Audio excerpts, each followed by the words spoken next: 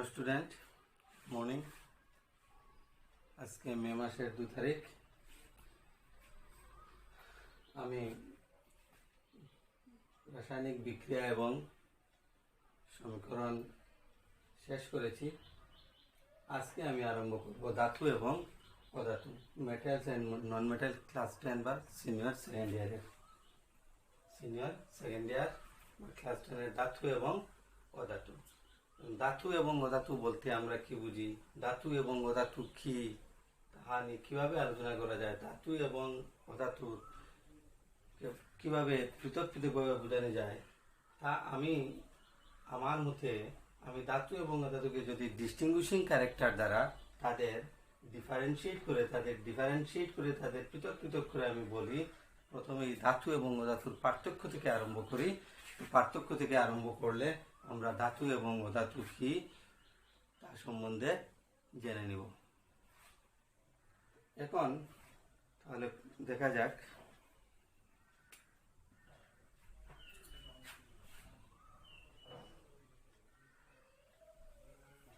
আমি একদিকে ধাতু লিখে নেই, একদিকে অধাতু লিখে নেই।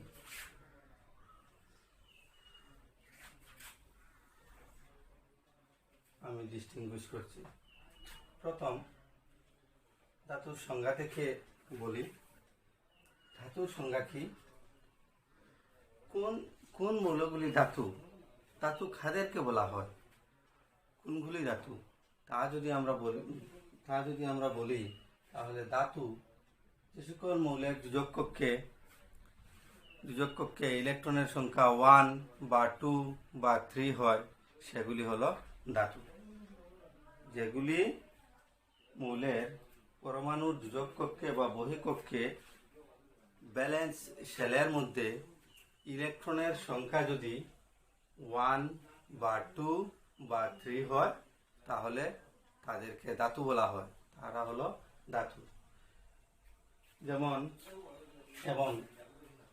ধাতু বলা হয়, যেমন আমি বলছি, যে সকল মৌলের যোজক কক্ষে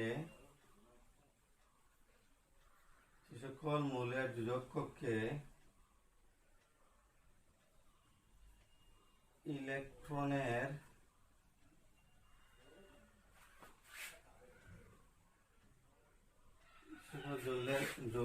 মৌলের যোজক কক্ষে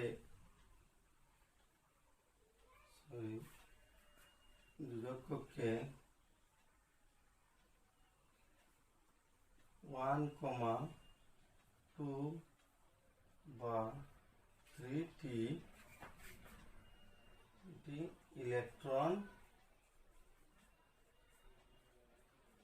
ইলেকট্রন থাকে, তাদেরকে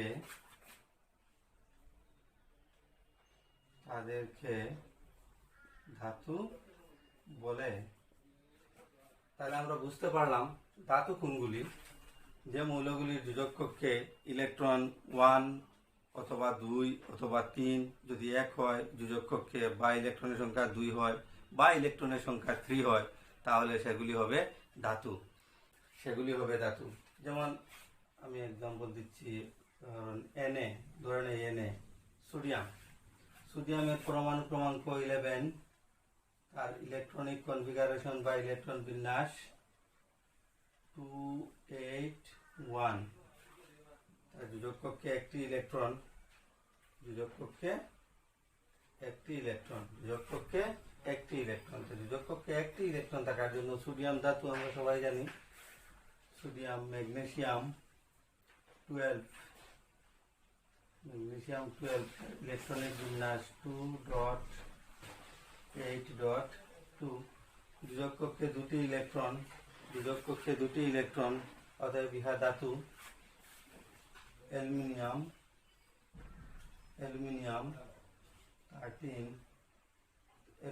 13, ইলেকট্রনিক কনফিগারেশন 283, যোজক কক্ষে 3টি ইলেকট্রন, অতএব যদি যোজক কক্ষে একটি ইলেকট্রন থাকে বা দুটি থাকে বা তিনটি থাকে তাহলে সেগুলি হলো ধাতু। তাহলে আমাদের পৃথিবীতে যতগুলি ধাতু আছে সব তিনটি যোজক কক্ষে ইলেকট্রন, সবগুলির যোজক কক্ষে ইলেকট্রন থাকবে একটি বা দুটি বা তিনটি।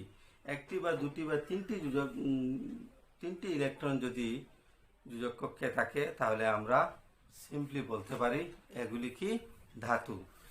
এইভাবে ধাতুর অসংখ্য physical state, physical properties, chemical properties আমি একটু পরে একটু বলে যাব, দেখা যাক কতটুকু বলতে পারি। অধাতু, তাহলে আমি ডিফারেন্সিয়েট করে নিই অধাতুর সঙ্গে। তাহলে অধাতু কি হবে? যে মৌলগুলির যোজক কক্ষে একটি বা দুটি বা তিনটি ইলেকট্রন থাকে তাহাদেরকে ধাতু বলে। যেমন Na, Mg, প্রতিটি যোজক কক্ষে একটি, দুটি, তিনটি, একটা আছে, দুটি আছে, তিনটা আছে। অধাতু যে সকল মৌলের যোজক কক্ষে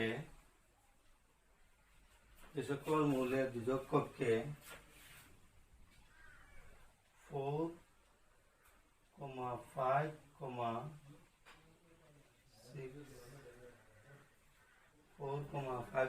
6 বা 7টি ইলেকট্রন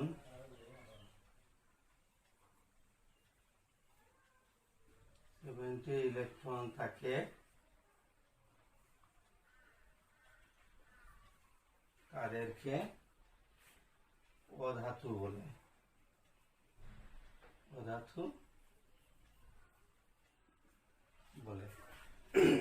তাহলে আমরা ধাতুর ক্ষেত্রে দেখেছি যোজক কক্ষে ইলেকট্রন থাকে একটি বা দুটি বা তিনটি, কিন্তু অধাতুর ক্ষেত্রে যোজক কক্ষে ইলেকট্রন থাকে 4 অথবা 5 অথবা 6 অথবা 7। তাহলে যদি থাকে তাহলে সেগুলি অধাতু। যেমন as for example, যেমন ধরেন এই কার্বনের পরমাণু ক্রমাঙ্ক 6, ইলেকট্রনিক কনফিগারেশন 2,4, যোজক কক্ষে 4টি ইলেকট্রন, কার্বন, অক্সিজেন পরমাণু ক্রমাঙ্ক 8, 2.6 বা 2,6, যোজক কক্ষে ইলেকট্রন 6টি, 6 থাকলে অধাতু, 7 থাকলে অধাতু, 5 থাকলে অধাতু। নাইট্রোজেন N7 2.5, যোজক কক্ষে ইলেকট্রন 5টি। তাহলে এভাবে যদি যোজক কক্ষে ইলেকট্রন 4টি বা 5টি বা 6টি থাকে তাহলে তা হবে অধাতু। তাহলে কার্বন, অক্সিজেন, নাইট্রোজেন সব কয়টি অধাতু। গ্যাস আমরা জানি অধাতু। মৌল সোডিয়াম, ম্যাগনেসিয়াম, অ্যালুমিনিয়াম। একটি কথা, ব্যতিক্রম, এক্সেপশন, প্রতি ক্ষেত্রে এক্সেপশন আছে। ধাতু এবং অধাতুর মধ্যে অনেকগুলি এক্সেপশন আছে। যেমন ধাতু, এই ধাতুতে কি এক্সেপশন কি? এক্সেপশন হলো ব্যতিক্রম।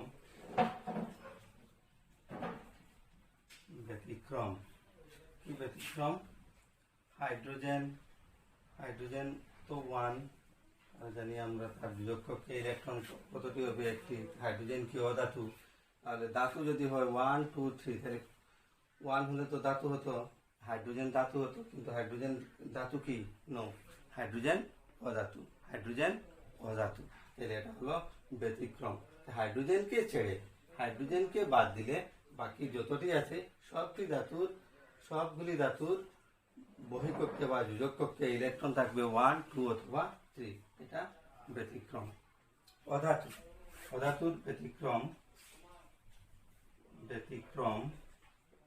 অধাতুর মধ্যে ব্যতিক্রম হলো হাইড্রোজেন 1, তার যোজক কক্ষে ইলেকট্রনের সংখ্যা 1। তাহলে আমরা অধাতুর সংখ্যা বলেছি যোজক কক্ষে 4টি ইলেকট্রন থাকতে হবে, বা 5টি ইলেকট্রন থাকতে হবে, বা 6টি ইলেকট্রন থাকতে হবে, বা 7টি ইলেকট্রন থাকতে হবে। কিন্তু এই ক্ষেত্রে কি দেখা যায়? এটা দেখা যায় যে হাইড্রোজেনের যোজক কক্ষে ইলেকট্রন 1, এটা ব্যতিক্রম বা হাইড্রোজেন অধাতু, যেহেতু অধাতু এটা ব্যতিক্রম, তো ব্যতিক্রমই হলো হাইড্রোজেন। ধাতু এবং অধাতু ক্ষেত্রে প্রতি ক্ষেত্রে আমরা এখানে কি দেখতে পাবো? ব্যতিক্রম দেখতে পাবো। কত ব্যতিক্রম আছে, তো ব্যতিক্রম দেখতে পাবো। তোমরা এই দুটিকে নোট করে নাও, লেখা যাবে 2। এই দুটি হলো আবার ধাতুর সংজ্ঞা। ধাতুর সংজ্ঞা থেকে আমি এই দুটি ধাতুর সংজ্ঞা হিসাবে ব্যবহার করতে পারবে, পার্থক্যতেও ব্যবহার করতে পারবে।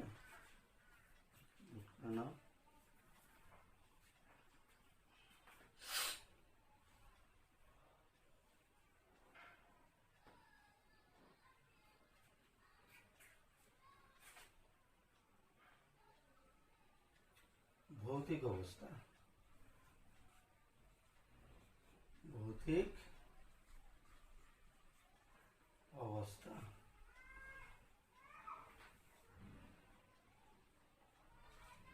ভৌতিক অবস্থা 2 নম্বর হলো ভৌতিক অবস্থা। ধাতুর ভৌতিক অবস্থা কি, রাসায়নিক অবস্থা কি বলবো? ভৌতিক অবস্থা, physical state. All metals are generally solid. All metals are generally solid because যতগুলি ধাতু আছে, all metals are generally solid, মানে সব যত ধাতু আছে সবগুলি ধাতু হলো কঠিন।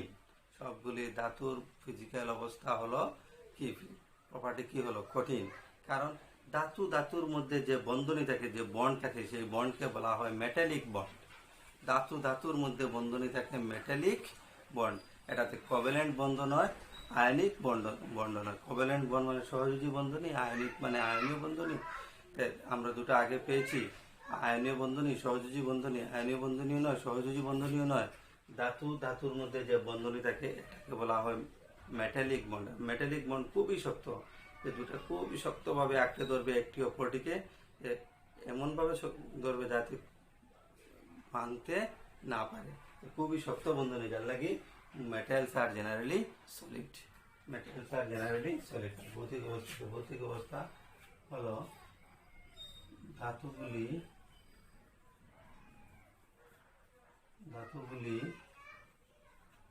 সাধারণত কঠিন। ধাতুগুলি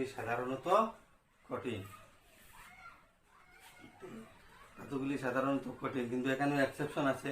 ধাতুগুলি সাধারণত কঠিন, জেনারেলি সলিড। কঠিন ব্যতিক্রম, মধ্যে ব্যতিক্রম আছে। ব্যতিক্রম মার্কারি,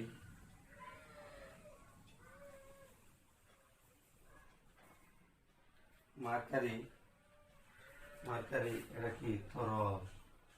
মার্কারি হলো তরল পদার্থ। মার্কারি একটি ধাতু। মার্কারি যে ধাতু তা হলো তরল ধাতু, লিকুইড। মার্কারিকে আমরা লিকুইড ফর্মে পাই, যার লাগে মার্কারি হলো ব্যতিক্রম।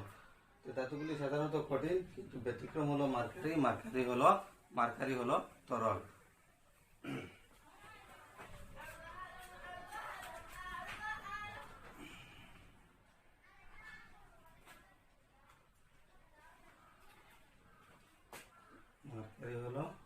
মার্কারি ব্যতিক্রম। উপর একটি আছে গ্যালিয়াম।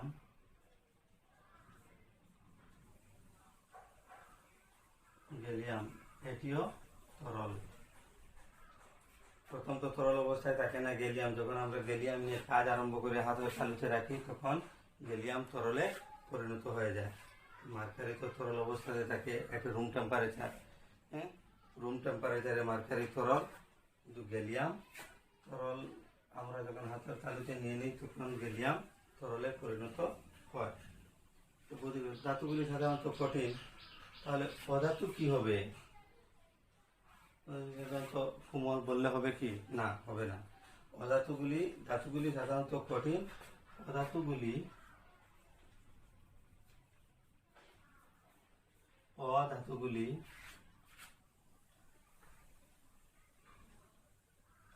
গ্যাসীয়,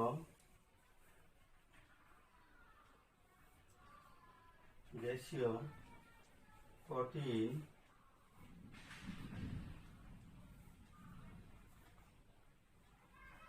তরল। অধাতুগুলিকে আমরা গ্যাসীয়, তরল এবং কঠিন এই তিন অবস্থায় পাই। গ্যাসীয় যেমন গ্যাসীয় H2O2 N2 etc etc.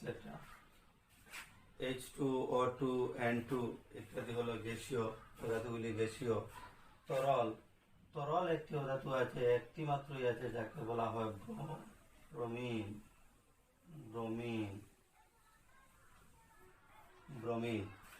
ধাতুর মধ্যে একটি আছে তরল ধাতু, যার নাম হলো ব্রোমিন।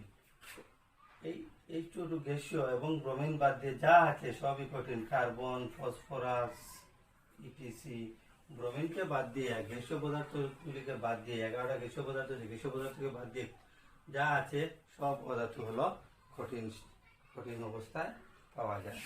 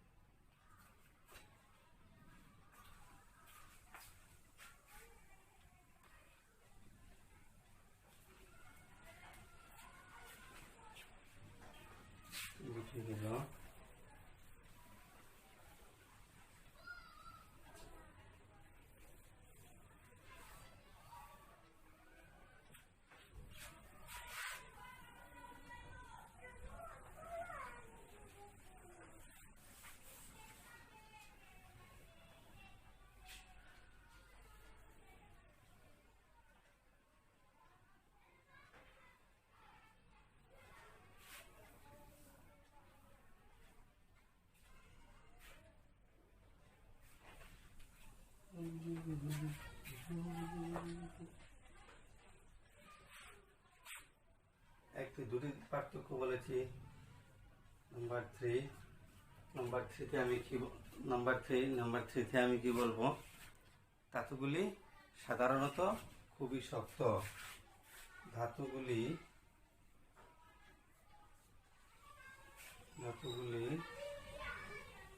সাধারণত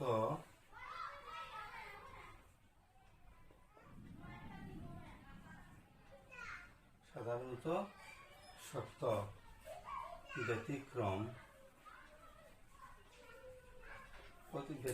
ব্যতিক্রমগুলি মনে করতে হবে। ব্যতিক্রমগুলি বারবার দেখে নিবে। ব্যতিক্রম ধাতুগুলি সাধারণত শক্ত। ব্যতিক্রম মার্কারি,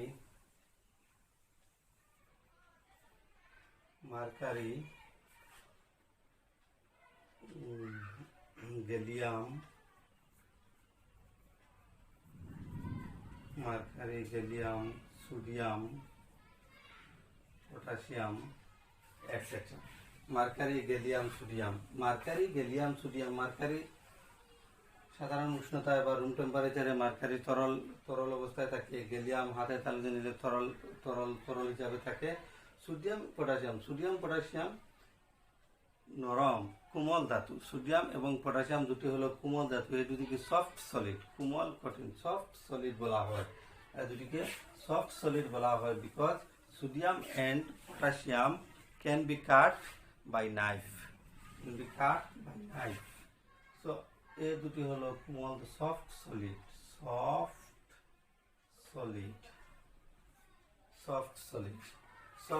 সোডিয়াম এবং পটাশিয়াম শক্তির মূল ধাতু এবং দুটি হলো সফট সলিড। ব্যতিক্রম ধাতুগুলি সাধারণত শক্ত।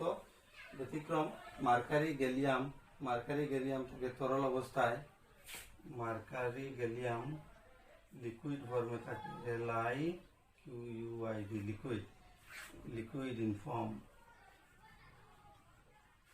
In form. Mercury, gallium liquid ফর্মে থাকে। Sodium, potassium soft solid. কারণ সোডিয়াম এবং পটাশিয়ামকে চাকু দিয়ে কাটা যায়। তাহলে এসে যায় অধাতুর মধ্যে। অধাতুগুলি কি? অধাতু সাধারণত কোমল।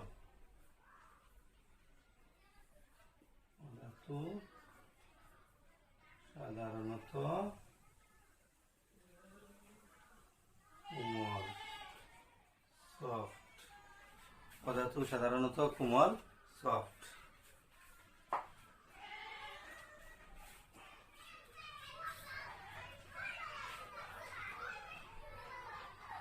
অধাতু সাধারণত কোমল সফট, কিন্তু অধাতুর মধ্যে কি আছে? অধাতুর এক্সেপশন আছে।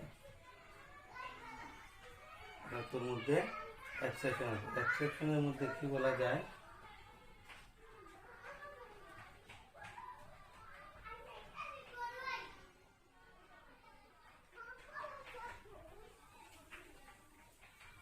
ডায়মন্ড,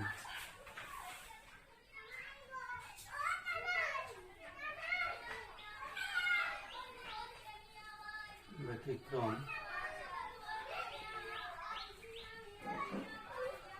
ডায়মন্ড হলো একটি অধাতু, কারণ ইহা কার্বনের বহুরূপ। এটা হলো কি? কোমল নয়। ডায়মন্ড একটি খুবই শক্ত কঠিন ধাতু, ডায়মন্ড বা গ্রাফাইট।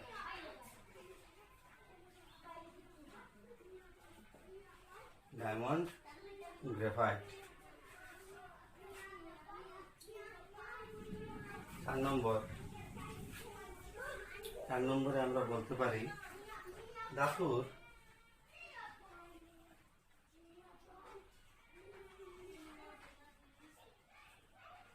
দুটি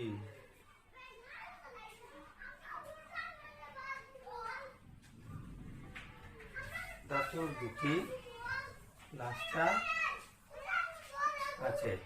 ধাতুর দুটি আছে কিভাবে? দুটি মানে কি? লাস্টার মানে কি? শাইন, চমক, চকচক করা, যা রিফ্লেক্টিং সারফেস থাকে। ধাতুর দুটি আছে মানে ধাতুগুলি সবসময় চমকিলা থাকে, সবসময় চকচক করে। তার মধ্যে কি থাকে? যদি আমরা ধাতুগুলিকে পলিশ করে নেই, যেমন সোনা ধাতু পলিশ করে নেই, তাহলে খুবই ঝিকঝাক হবে, চিকচিক করবে, রিফ্লেক্ট করবে, খুবই পরিষ্কার হবে, উজ্জ্বল হবে, ব্রাইট হবে। তো দুটি দুটি লাস্টার ধাতুর, যত ধরনের ধাতু আছে সবই দুটি আছে। কিন্তু ব্যতিক্রম তো আমি আগেই বলেছি ব্যতিক্রম আছে। তো ব্যতিক্রমের মধ্যে ব্যতিক্রমী ধাতু থাকে। তো এখানেও ব্যতিক্রমী ধাতু আছে, সেটি হলো ব্যতিক্রম। খুবই মনে রাখবে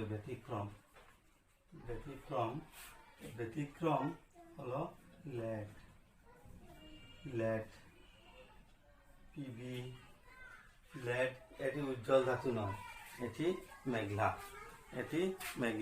এটা লেড পিবি। ডাল ইন অ্যাপিয়ারেন্স,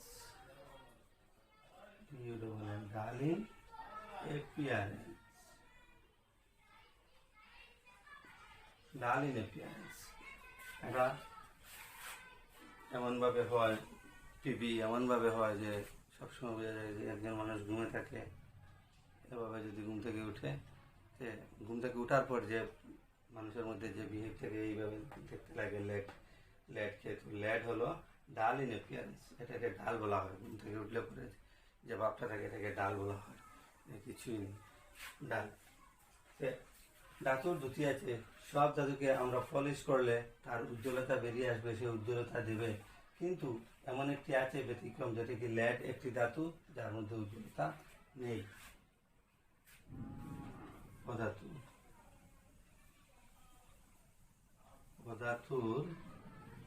অধাতুর দুটি নেই। অধাতুর দুটি নেই।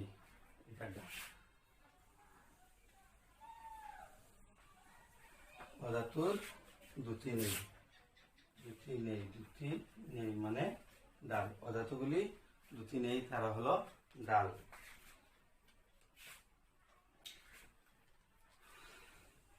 ব্যতিক্রম আয়োডিন,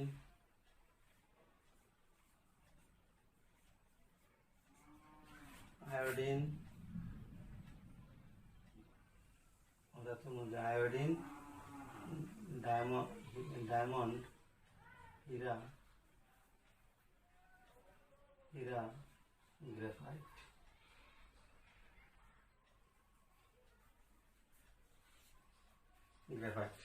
পদার্থগুলির দুটি নেই, সংখ্যা নয়, উজ্জ্বলতা নেই, উজ্জ্বলতা গুণ নাই তার মধ্যে, কিন্তু ব্যতিক্রম আছে আয়োডিন অধাতু, লবণ যেটা আয়োডিন আয়রন চিকচিক করে, উজ্জ্বলতা আছে, হীরা ডায়মন্ড সবচেয়ে বেশি চিকচিক করে, খুবই কঠিন, গ্রাফাইট আমরা কাঠ পেন্সিলে যেটা দিয়ে লেখি সেটা হলো গ্রাফাইট, এটাকে একটু ঘষলে পরে একটু চিকচিক করবে, একটুকু তার মধ্যে উজ্জ্বলতা থাকবে। তো অধাতুর দুটি নেই, ধাতুর দুটি আছে কিন্তু অধাতুর দুটি নেই। নাম্বার 5,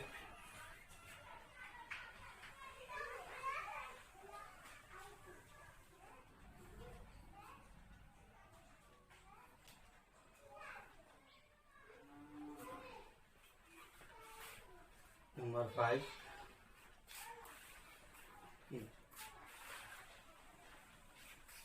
গলনাঙ্ক এবং উতলাঙ্ক। ধাতুগুলির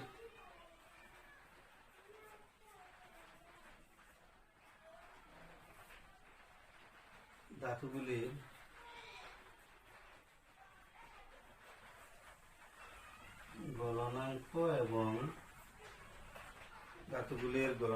এবং উতলাঙ্ক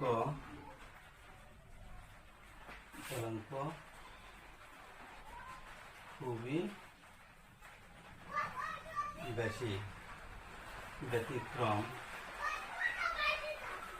আগে বলেছি ব্যতিক্রম থাকবে। ধাতুগুলির গলনাঙ্ক, melting point and boiling point. গলনাঙ্ক মেল্টিং পয়েন্ট, উতলাঙ্ক বয়েলিং পয়েন্ট। মেল্টিং পয়েন্টের বেড়ে বয়েলিং পয়েন্ট আর জেনারেলি হাই,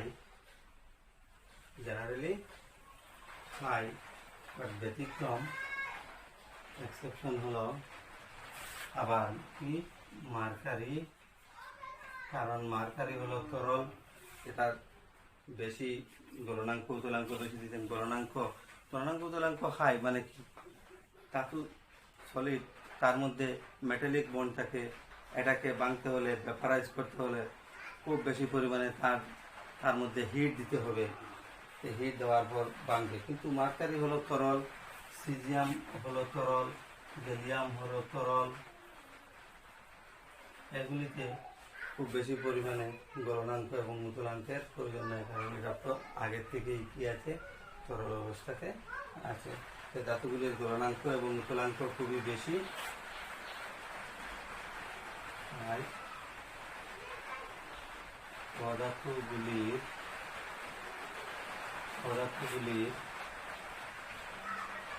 গলনাঙ্ক এবং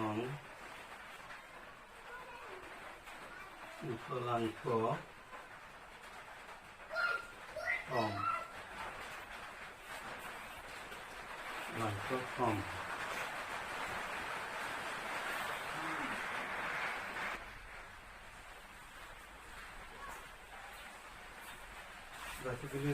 পদার্থগুলির গলনাঙ্ক এবং উতলাঙ্ক কম।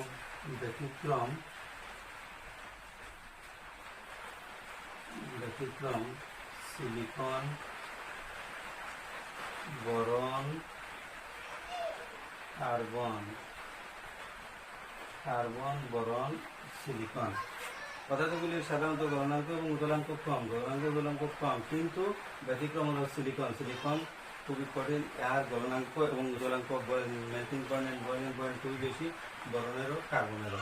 তাহলে তার ব্যতিক্রম হলো পদার্থগুলির গলনাঙ্ক উতলাঙ্ক কম কোন মৌলগুলিকে ছেড়ে, কোন পদার্থগুলি ছেড়ে, সিলিকন, বোরন, কার্বন। ধাতুগুলির গলনাঙ্ক এবং উতলাঙ্ক খুবই বেশি কাকে ছেড়ে, মার্কারি এবং গ্যালিয়ামকে বাদ দিয়ে।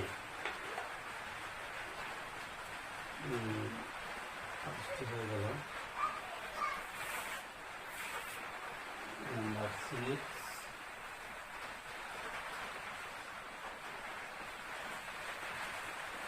ভিডিওটি যদি তোমরা করে বারবার দেখো, বারবার দেখে যদি এটাকে বোঝার চেষ্টা করো যে ধাতু এবং ধাতুতে এমন বিশেষ কিছু নেই যে তোমাদের দৃষ্টির অসুবিধা হচ্ছে। আমি এক একটি পয়েন্টে খুবই ভালোভাবে